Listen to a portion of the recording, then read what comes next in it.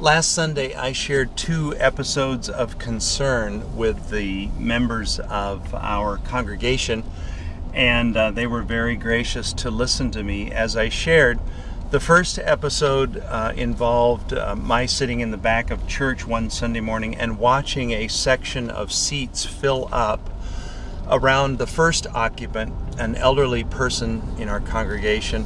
As others took their seats in that section, they first took seats as far away as possible from this man, and then filled up, in the seats farthest from him and from other people, until finally someone sat by him, but only when those were the last seats available. And even then, they didn't sit next to this kindly elderly person. They kept a couple seats away, in the manner in which you fill up the seats at a movie theater. We've been taught to be polite. You don't walk into a theater and sit right next to somebody, but so that's what happened there. And then a couple of weeks ago also we hosted a lunch after church, and everyone was invited and encouraged to stay and enjoy eating, but mostly to enjoy fellowshipping around the food. And I watched as this one family took a table off at the edge of the group while other groups were forming and mingling and so forth. This little family took a table at the edge of the gym and sat by themselves for a long time, and nobody joined them, and no one greeted them and so forth. And the thing that was so concerning to me is that this family included a child with a disability and a man who was an African American. And so I shared these 2 things that I had observed with our congregation and suggested that, these people, a child with a disabilities and his mother, an African American fellow, a senior citizen, these are the kind of people that we ought to have special eyes to see.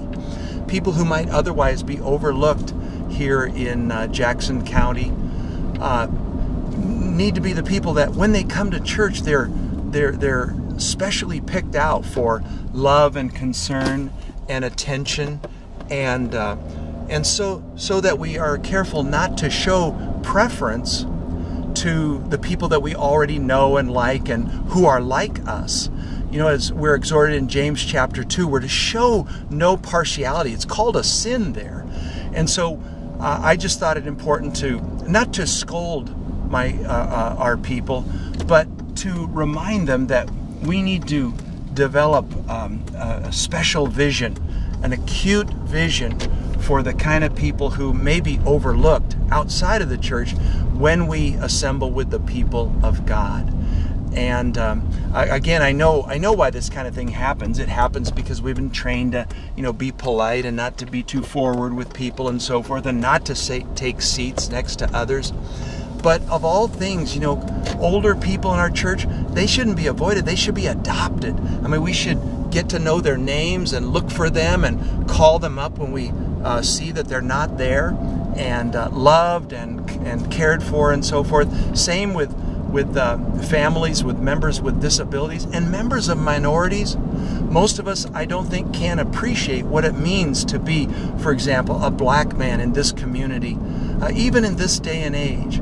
And so trying to love people with the love of Jesus, I just think it's really important that we continue to think about reaching out, breaking out of those comfortable bubbles, and befriending and loving the kind of people that we might not otherwise look for.